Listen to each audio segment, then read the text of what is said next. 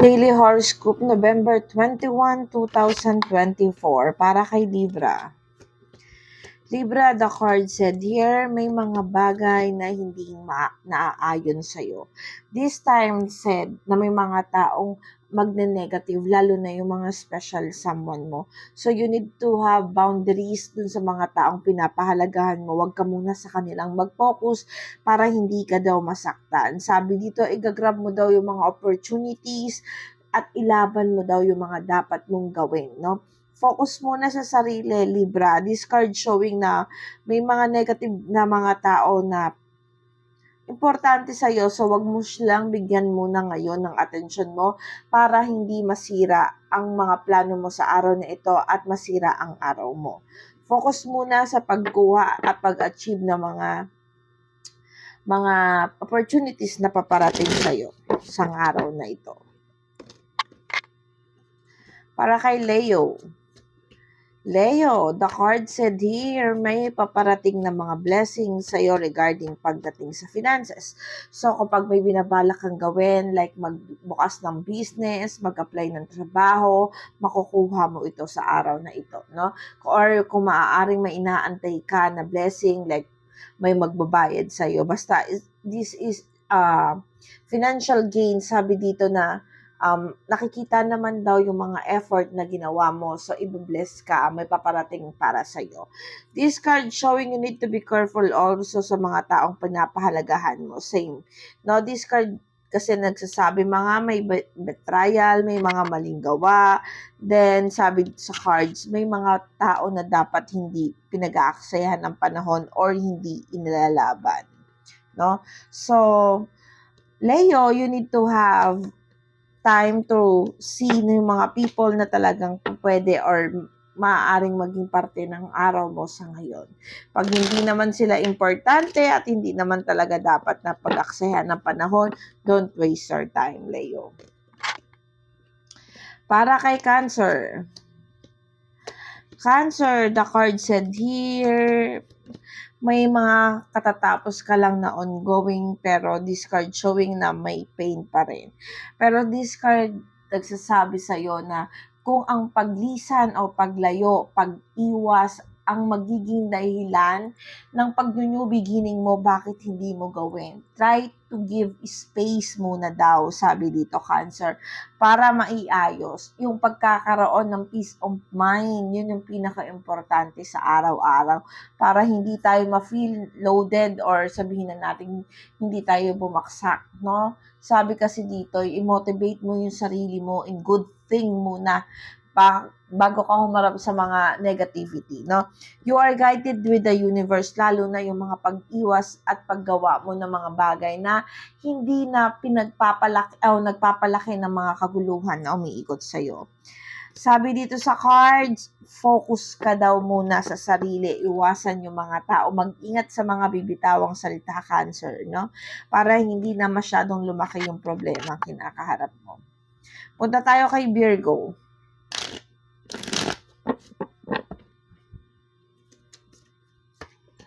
Virgo, the Magician na nakabaliktad. This card showing na may mga problema tayong hindi masolusyonan o magawa ng pamamaraan dahil hindi naman ikaw yung dapat sumusolusyon dito, Virgo. This card showing unsuccessful, walang celebration, pero sabi dito, kailangan mo maging matatag. Huwag ka daw masyadong magpa-apekto dito sa mga bagay-bagay, no? Sabi dito kasi sa cards, hindi ikaw ang makakagawa ng solusyon nito, kundi yung mga taong nakapaligid sa'yo. Huwag mong saluhin masyado yung problema. Ito yung sinasabi sa cards. Soon or later, bago matapos tong araw na to, or may mga tao naman na makaka-realize yung kahalagahan ng mga bagay na ginawa mo. So, petics ka lang, relax lang, Virgo, para hindi ka madamay sa confuse or sa problema na kinakaharap ng mga taong nakapaligid din sa'yo. Punta tayo kay Sagittarius. Sagittarius, this card showing loaded ka na, puno na, marami nang dinadala. Then, naaawa ka na daw sa sarili mo. Kumbaga, may mga problema kasi. Although nakikita ko dito, you are still pretending na okay ka at kaya mo yung mga bagay. This card showing na kinaawaan mo na daw yung sarili mo kasi may mga effort kang hindi napapahalagahan or hindi na-value. Yung ayaw mo naman ng kaguluhan pero hindi katahimikan yung ibinibigay sa'yo. Kasi nga, nakikita ko dito may mga maling gawa. Pero nakikita ko kasi dito na pinapakita mo na kaya mo, pinapakita mo na strong ka or hindi nagiging mahalaga sa iyo yung mga bagay-bagay na ganun sa Sagittarius na nakakapagpanakit naman talaga ng iyong kalooban. This card showing na reminder na you need to talk. No, sabihin mo kung ano yung gusto mong sabihin to realize na mga tao na nakakapanakit sa iyo na hello, nahidamdamin ka rin, no? So, this card showing na wake up call sa'yo na huwag mong kimkimin lahat at iparamdam mo kung ano yung dapat iparamdam para matapos.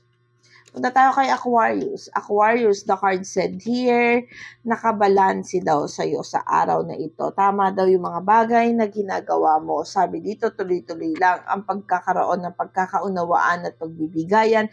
Magdudulot daw ng isang magandang kinabukasan or magandang pakikipagkasundo or may magandang maaani daw, kumbaga ganun, no? This card showing na dire-diretso lang, kumbaga determinado kung ano man yung bagay na ginagawa mo ngayon, you are in the right path. Ituloy mo lang daw. Punta tayo kay Taurus.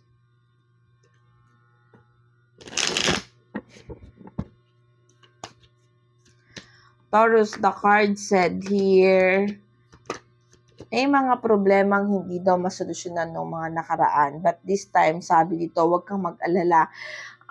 Bago matapos tong araw na to, masusolusyonan yung mga problemang iniisip mo o gumugulo dyan sa isipan mo, no? Sabi dito, nawawalan man ng pagbibigayan, but at least may taong gagawa ng pamamaraan para matapos yung mga problemang kinakaharap mo, Taurus. Punta tayo kay Gemini.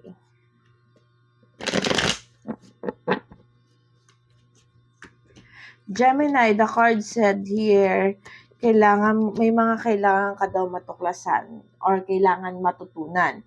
Sabi dito sa cards, you need to be careful sa mga taong nakapaligid sa'yo dahil may mga taong nag-a-against sa'yo, no? This card showing kailangan powerful ka para mapaglabanan mo yung mga taong negativity or yung mga paparating sa'yo, no? Mga negative. But this card showing din na be emperor daw. Sabi dito, maging matatag ka. Alam ko naman kung ano yung mga paparating sa'yo, Gemini, magagawa mo solusyon at pamamaraan. And then, nakikita ko rin naman dito na kaya mong harapin yung mga bagay-bagay na paparating sa'yo. Regarding sa finances, nagiging maganda naman ang takbo ng iyong finances, Gemini. Punta tayo kay Capricorn.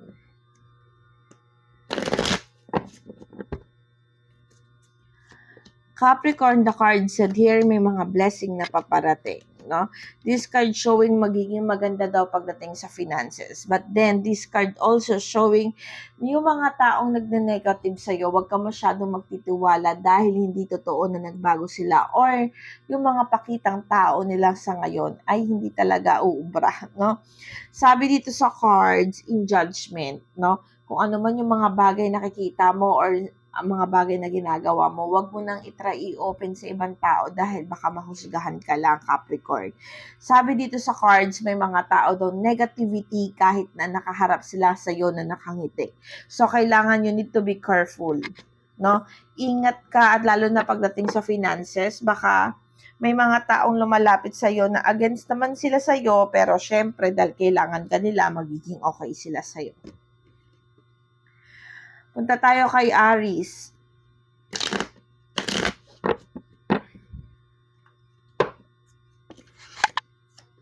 Aries, the card said here, nakukulangan ng pagkilos at paggawa.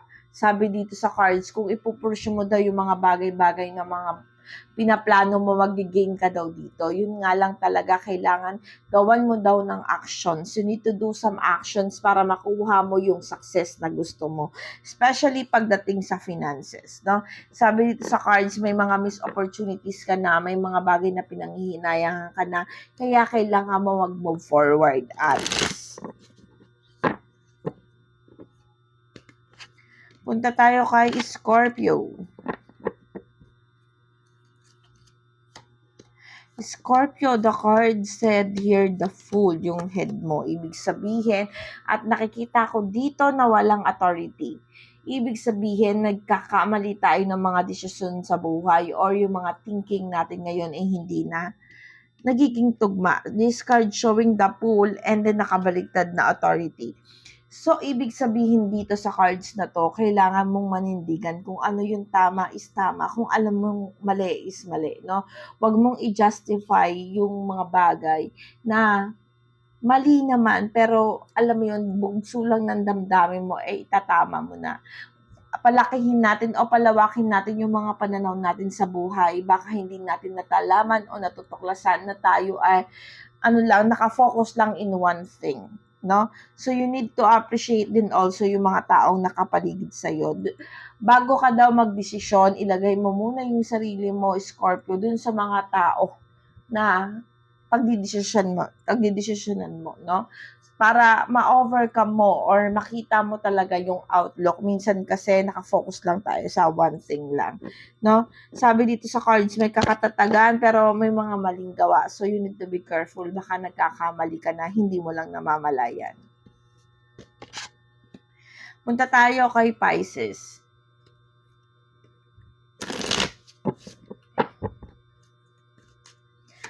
Pisces, the card said here, matatapos daw yung mga ongoing battle mo, no? So, maganda naman ito, Pisces. This card showing may mga katapusan, magkakaroon ng magandang pakikipag-ugnayan kasi may mga gagawa ng pamamaraan para maresolba yung problema. But then, this card showing also, you need to be careful pagdating sa finances. Kasi marami ka ng stress pagdating sa finances, no? Nakikita ko dito, may mga burden ka, may mga dinadala ka, may mga problema ka, lalo na't pagdating sa finances. So, you need to be careful, no?